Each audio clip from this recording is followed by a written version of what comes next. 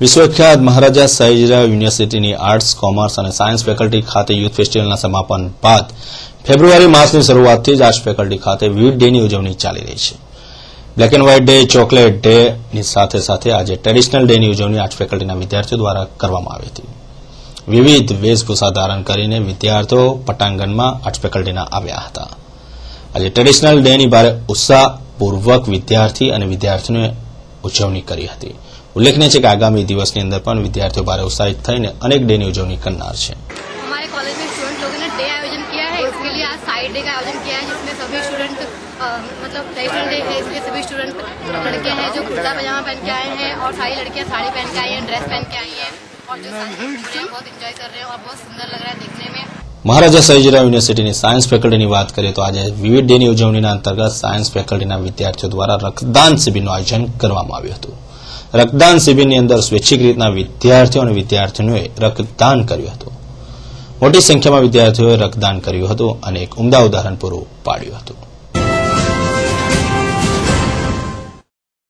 Girls होस्टेलनी विद्यार्थिनीओ मोडी रात सुधी शूटिंगनी परवानगी लईने सिंगरोड तेमज फिल्म सिटी स्टूडियो खाते जई रही है. मोटी संख्या में विद्यार्थियों मोड़ी रात सुधी होस्टेल बहार रहे छे. समय मर्यादा 12 वाग्या सुधी है, परंतु 3 वाग्या सुधीना लेट पास आपवामां आवे छे, जेनी तपासनी मांग एबीपी द्वारा करवामां आवी हती. आ तमाम बाबत एबीपीना अग्रणीओ प्रकाशमां लाव्या हता.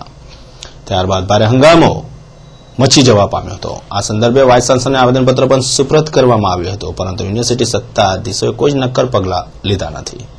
मोड़ी रात सुधी गर्ल्स होस्टेल विद्यार्थियों जो बहार रहे और कोई अघटित घटना बने तो तेनी जवाबदारी कोनी, तेवो वेधक सवाल एबीपी अग्रणीओ कर्यो हतो.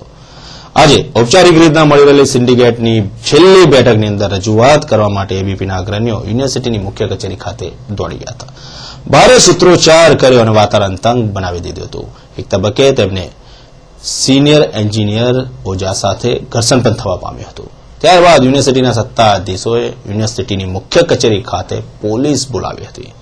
पोलीस दादाओनी एंट्री थई अने पोलीस साथे पण एबीपीना अग्रणीओ घर्षण थवा पाम्युं हतुं. पोलीसे पॉलिटेक्निकना फेकल्टी जीएस जिग्नेश पटेल, एबीपीना अग्रणी स्मित गुक्कर अने बीजा एक विद्यार्थीनी धरपकड़ करीने सयाजीगंज पोलीस स्टेशने लई गया हता. एबीपीना अग्रणीओ भारे सूत्रोच्चार करीने पोलीस दमननो विरोध कर्यो हतो. पोलीस दमनना कारणे विद्यार्थीओमां भारे रोष जोवा मळ्यो हतो. रजूआत करवा गयेला एबीपीना अग्रणीओना अवाजने दबावવાનો प्रयत्न कदाच युनिवर्सिटी सत्ताधीशोए आ रीतना आज कर्यो हतो, जेना घेरा प्रत्याघात आज युनिवर्सिटी संकुलमां पड्या हता. एबीपीना विद्यार्थी अग्रणीओने एंजीनियर ओझा साथे घर्षण थवा पाम्युं हतुं, जेमां एंजीनियर ओझाने पण ईजा थवा पामी छे.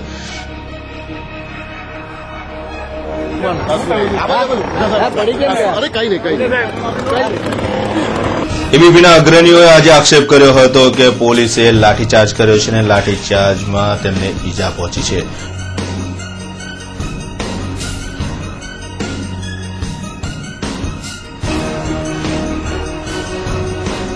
हम वहाँ पे बैठे थे, हम हमारा विरोध प्रदर्शन कर रहे थे, किसी को भी कुछ हाथ नहीं लगाया, मारा भी नहीं, फिर भी हमारे साथ अत्याचार हो रहा है. क्या 3 बजे तक लड़कियों को बाहर भेजा जा सकता है? क्या पेरेंट्स की परवानगी ली है? सामने का प्रयत्न कर रहा है और पुलिस भी हमारे साथ मार रही है. आपको लाठीचार्ज भी हुआ है? हमारा है, देखो कितना मारा है. યુનિવર્સિટીના વાઇસ પ્રેસિડેન્ટ પારુલ ગીરીએ પણ બારોબાર પોલીસ ઉપર આકરા પ્રહારો કરતા જણાવ્યું હતું કે પોલીસે લાઠીચાર્જ કરીને તેમના અવાજને દબાવવાનો પ્રયત્ન કર્યો છે. એબીપીના વિદ્યાર્થી અગ્રણીઓએ ભેગા મળીને આજે જ્યારે રજૂઆત કરતા હતા ત્યારે પોલીસને બોલાવીને તેમના અવાજને દબાવવાનો પ્રયત્ન યુનિવર્સિટીના સત્તાધીશોએ કર્યો હતો, જેને સખ્ત શબ્દોની અંદર વખોડી નાખવામાં આવ્યું હતું.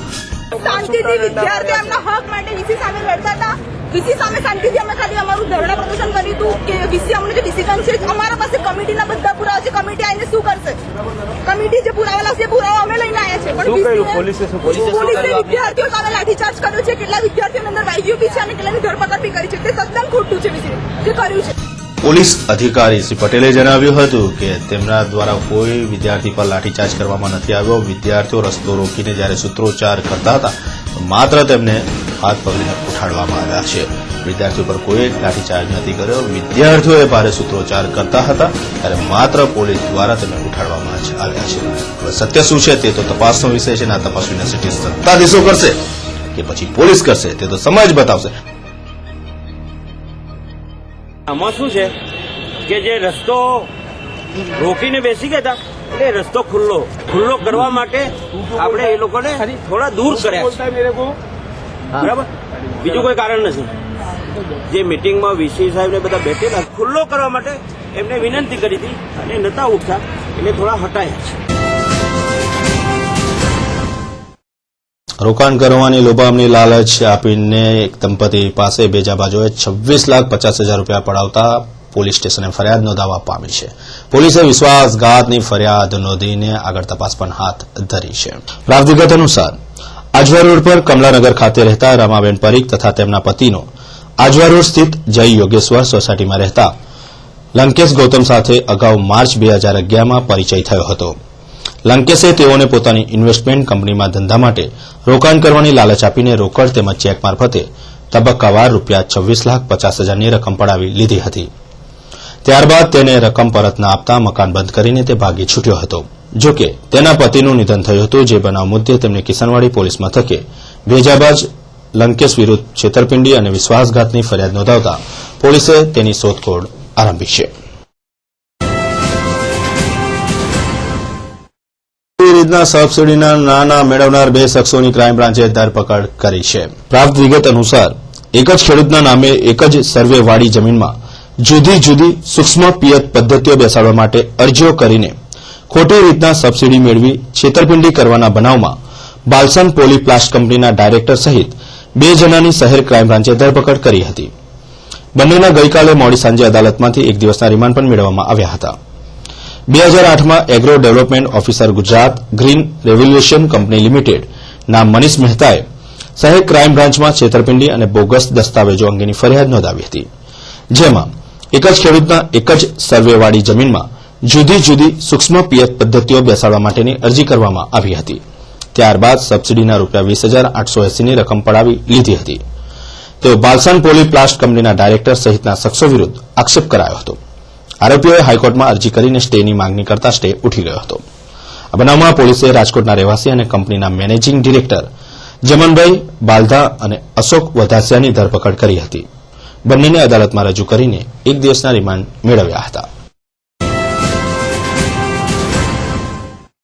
સમા વિસ્તારની એક સોસાયટીમાં રહેતી જાંબુ પરિવારની યુવાન પુત્રીએ આજે પોતાના ઘરે અગ્નિસ્નાન કરી લેતા સમગ્ર વિસ્તારમાં સનસનાટી મચી જવા પામી હતી. સમા વિસ્તારમાં આવેલ તક્ષશિલા સોસાયટીમાં રહેતી જાંબુ પરિવારની યુવાન પુત્રી જયંબે સ્કૂલમાં અભ્યાસ કરે છે. બનવામાં તેજસ્વી વિદ્યાર્થીનીએ ધોરણ 10માં 72% માર્ક્સ મેળવ્યા હતા. ધોરણ 11માં પણ સારા માર્ક્સે પાસ થયા બાદ ધોરણ 12ની બીજી કસોટીમાં ઓછા માર્ક્સ આવતા તેને લાગી આવ્યું હતું.